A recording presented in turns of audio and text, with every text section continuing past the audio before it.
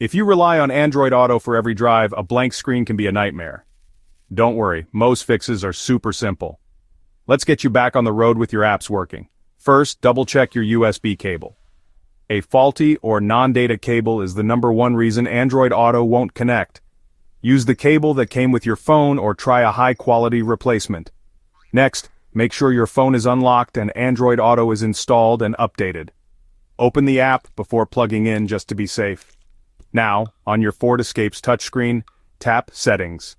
Find Android Auto, then enable it if it's off. If your car says your phone isn't compatible, check your Android version. It needs to be Android 6 or higher. Still stuck? Restart both your phone and your car's infotainment system. Sometimes a simple reboot sparks the connection. If nothing works, try deleting your phone from the car's Bluetooth and reconnect. Or, update your Ford Sync system. It can make all the difference. Quick recap. Check your cable, update your apps, unlock your phone, tweak your car's settings, and restart everything. Most issues are quick fixes, so don't let a stubborn screen ruin your drive.